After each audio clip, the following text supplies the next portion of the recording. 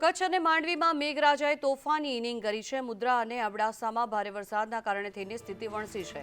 માંડવીમાં છેલ્લા 24 કલાકમાં 15.5 ઇંચ વરસાદ ખાબક્યો, ત્યારે મુદ્રામાં 24 કલાકમાં 9 ઇંચ, અબડાસામાં 6.5 ઇંચ વરસાદ થયો। વાવાઝોડાની અસરને લઈને કાંઠાના ગામોને પણ એલર્ટ કરી દેવામાં આવ્યા છે। અનેક નીચાણવાળા વિસ્તારના લોકોને પણ સલામત સ્થળે ખસેડવામાં આવ્યા છે। ભારે વરસાદના કારણે થઈને માંડવીમાં મેઘ કહેર જેવી અત્યારે સ્થિતિનું સર્જન થયું છે, ત્યારે તંત્ર દ્વારા 200 જેટલા લોકોનું સ્થળાંતર કરવામાં આવ્યું। વાવાઝોડાને લઈને આર્મી અને એનડીઆરએફ પણ તૈનાત કરી દેવામાં આવ્યા છે। કોઈપણ ઘટના ન ઘટે અને કોઈનો જીવ ન જાય તેને ખાસ ધ્યાનમાં રાખીને આ પ્રકારના નિર્ણયો કરવામાં આવ્યા છે। એનડીઆરએફની ટીમને પણ તૈનાત કરી દેવામાં આવી છે।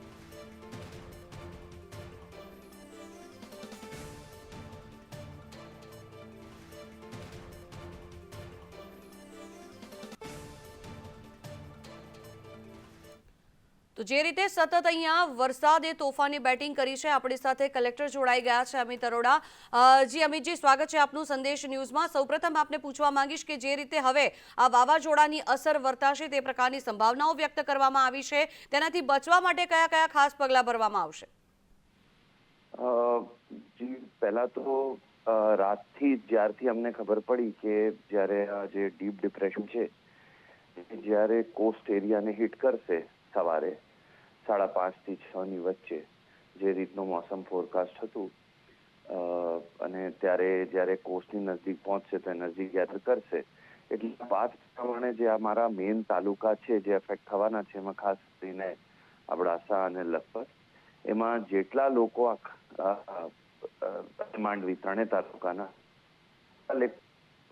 કિલોમીટરના દરિયાઈ પટ્ટામાં હતા, એના માટે દરેક 10 ગામ ઉપર એક ઓફિસર, એક પોલીસ ઓફિસરની ટીમ રવાના કરવામાં આવી કે જેટલા લોકો કાચા ઝૂંપડાઓ કે ગામોમાં શિફ્ટ કરે છે, એની સાથે સાથે ત્રણેય તાલુકાના બધા ગામના સરપંચ તલાટી સાથે સંપર્કમાં રહીએ, અને જેટલા લોકો કાચા ઝૂંપડામાં છે કે કાચા મકાનોમાં રહેતા હોય એની સતત શિફ્ટિંગ પાકા મકાનોમાં નજીકમાં જે કંઈ ગામમાં સ્કૂલ કે પીએચસી છે એ શિફ્ટ આવી રહ્યા છે।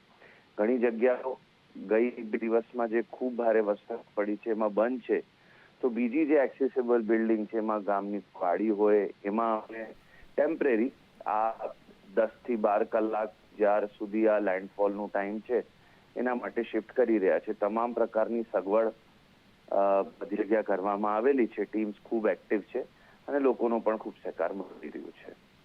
હમણાં સવારે રાત્રે 10 થી 12 વાગ્યાથી વાત કરું, એના પછી વરસાદ આમ ધીમું થયું છે રિલેટિવલી, અને ખાસ માંડવીમાં જે ગઈકાલે 14 ઇંચ જેટલો વરસાદ એક જ દિવસમાં પડ્યું છે, એના પછી ફરી એક ઝાપટો આવ્યું છે, એટલે સતત સંપર્કમાં છીએ, ટીમો ગ્રાઉન્ડ ઉપર છે અને એલર્ટ મોડમાં છે।